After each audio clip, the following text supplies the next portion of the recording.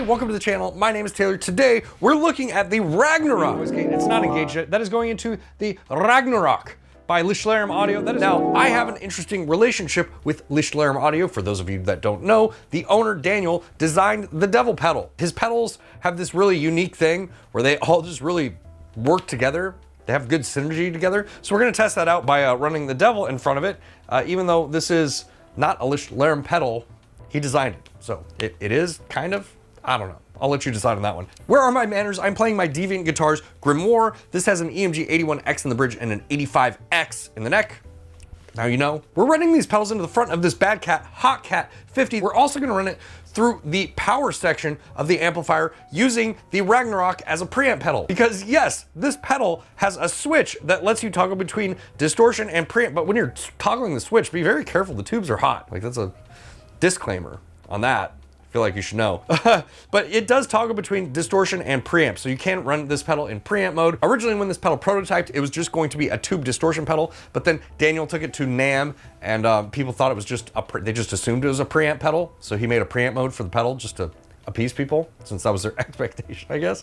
That's how the story goes. And one final disclaimer here. This is actually the Cult Effects version of the Ragnarok pedals. So the Ragnarok comes in two different variations. You can get the Lichtlaerm version or the Cult Effects version. This is the Cult Effects version. So FYI, I will link both in the description below. But if you were in the US, you can get these pedals at culteffects.com. Right now, the pedal's not engaged at all. This is just the way I have the amp set. It's like slightly overdriven. Really good for distortion pedals. Let's engage this guy.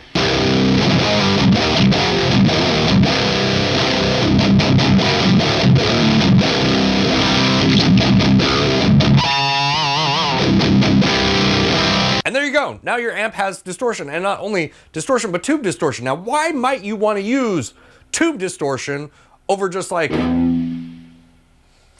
normal distortion pedal? Well, the difference is you have tube clipping with a tube. That's why there's tubes here. Like, I'm probably not explaining anything to anyone. But the thing that I like about tube distortions is you get a completely different character than you would with, you know, diode clipping or whatever the clipping mechanism, the distortion creating mechanism is inside the pedal. You get quite a bit of different character with tubes, and I think that this is really cool for adding bigness to an amplifier. I've been experimenting with tube distortion pedals a lot lately, the main one being the Tone King from 𝗦cie𝗰𝗶𝗹. If you saw my Mastodon video or my JCM 800 video recently, then you know what I'm talking about.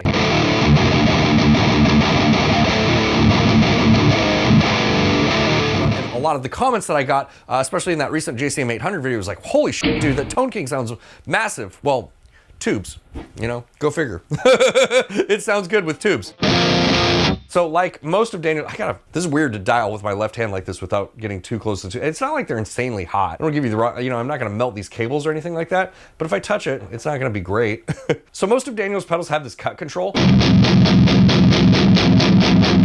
And you can use that to just fine tune the low end of your amp. And then we do have a tone control here as well.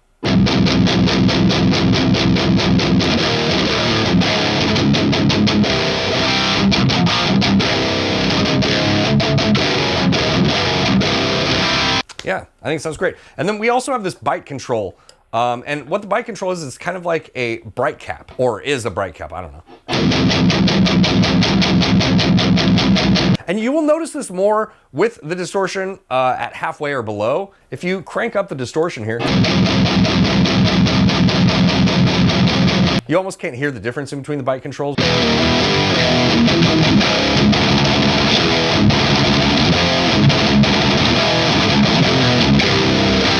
We also have another channel as well. So if you hit the other foot switch, now we're in red channel territory. And I need to turn my noise gate up here a little bit because we do have a little bit more noise.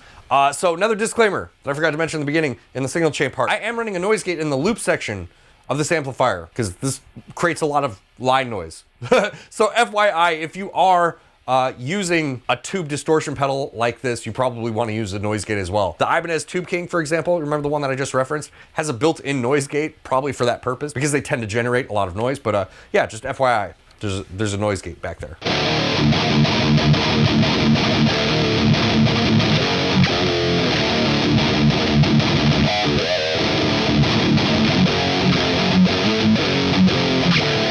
Back to the green channel again.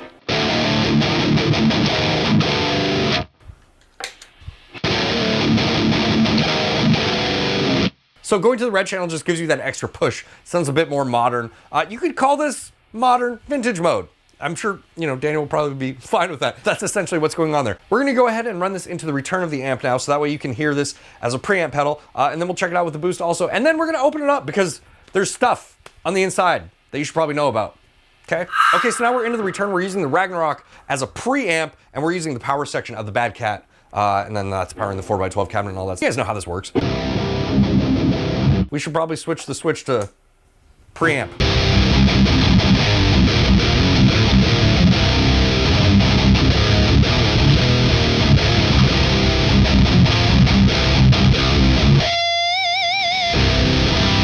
This pedal has such a tremendous amount of low end. And since you don't have a tone stack, you just have a tone control. When using this in preamp mode, you really need to fine tune the cut knob.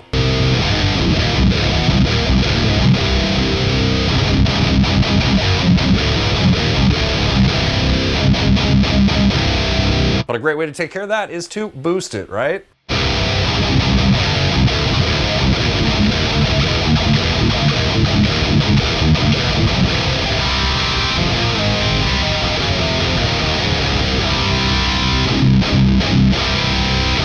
It's just a monster sound. Let's actually go to the vintage mode here.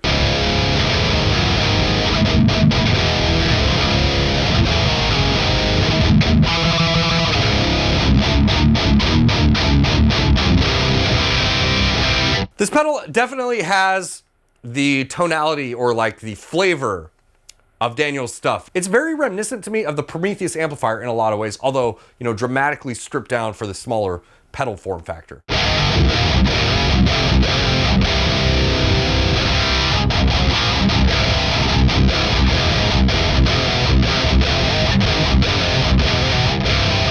Let's go back to the modern sound and then let's cut the gain a little bit.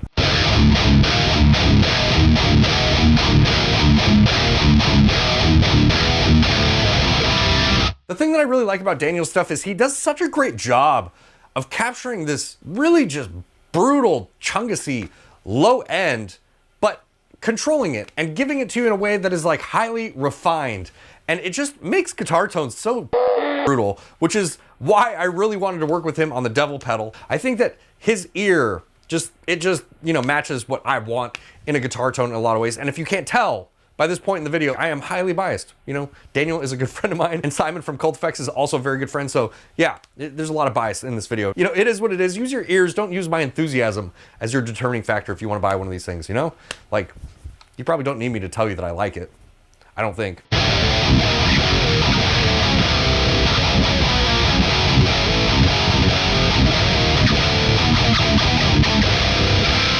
I just find this really inspiring. I could noodle around on this all day long, but I want to show you inside the pedal because there are some things that you might want to know about going on inside the pedal. So let's go check that out real quick. Okay, so in order to see some of these other things that I'm talking about, we are going to have to take the back plate off this pedal. If you don't feel comfortable doing that, you know, don't. I'm just showing you for educational purposes. But as always, don't try this at home, or do. But if you do, you can't sue me. Okay.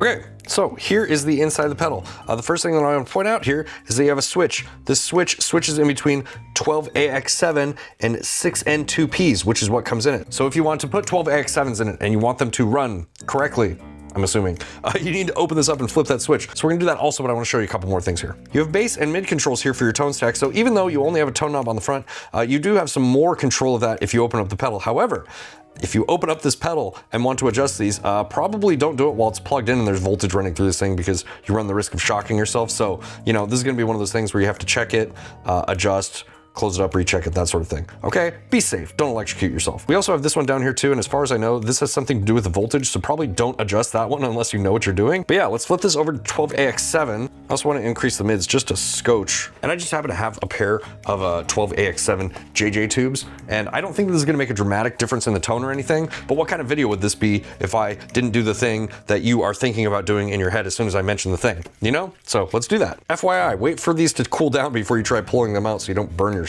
You know, they don't get crazy hot, but they get hot enough to where you don't want to touch them.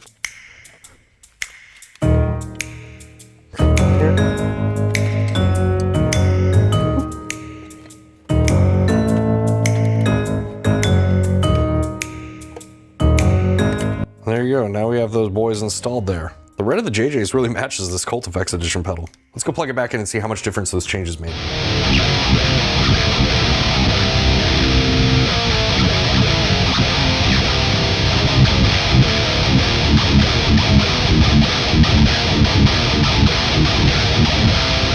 But also, this pedal takes 12 volt and 1 amp. And I'm not sure because mine didn't come with one, whether you can buy power supplies directly from Lichtlaerm or Cult Effects, or if they come with them or whatever. Mine didn't, so I'm using the 𝗦oci's Crux. It's a little add-on thing for the 𝗦oci's power supply system. So, you know, FYI, that's what kind of power they use.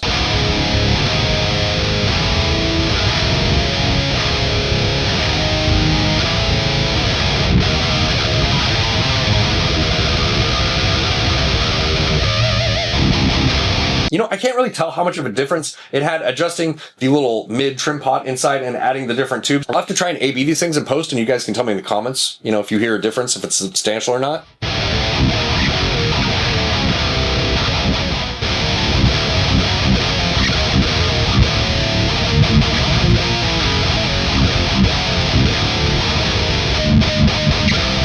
Okay, I want to give you some opinions here, and like I mentioned before, these opinions are highly biased. These guys are my friends, so take that for what it's worth. But I think that this is a very, very good tube distortion pedal, and the reason that I think it's such a good tube distortion pedal is because it also gives you the option to run it in preamp mode. Like, if we go back to distortion mode here, you can hear the difference.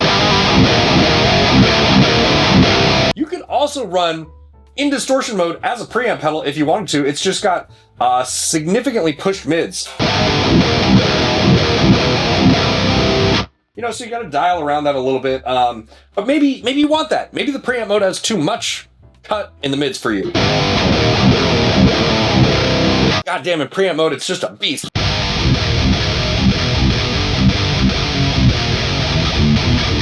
I think you just have to change the way that you think about the tone stack a little bit instead of it just being like a linear thing. It's more of a nuanced thing with this pedal. So, with all that being said, I think this is a really valuable pedal for that reason, because it's so versatile, even though its outward appearance might not seem that way, if that makes sense. The other thing that I really like about this pedal, and the thing that I know a lot of people are curious about, is this sort of like a budget alternative to the Prometheus head, because the Prometheus head is like $3,000 or $4,000 or something like that.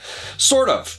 It is in a way. I would say that if you want the voice, like the pure raw chungousness of the Prometheus amplifier, this pedal kind of does do that in a way. I think to get the most out of this pedal, you probably want to run it through something, you know, pretty decent. I'm sure it would work with a solid state power supply. Maybe it doesn't quite have the dynamics in the low end, but I digress. And the last thing I'll say about this, I already mentioned this, but I think it's worth repeating, is you really do need a noise gate with this pedal. Not just this one, but like all tube distortion pedals, in my experience, just they create a lot of line noise, you know? So it really is beneficial to have a gate in the loop like this so you can get everything all tight. If you want tight and quiet between your caveman riffs, you know, you need a noise gate for that. So yeah. Okay, that's gonna be it for me. Thank you guys so much for being here with me. I'm stoked to make this video. I know a lot of you have been really interested in this pedal since it was introduced at NAMM 2025. And you know, I'm just stoked that I got to make this video for you guys and maybe hopefully answer some of your questions. If you like this video, make sure to do the things so that YouTube knows that you like it. If you really like what I do here on the channel, join these wonderful people over on Patreon, where you get behind the scenes access and access to a private Discord server I'm in. And I will see you in the next one. Bye, guys. Woo! Okay. Goddamn.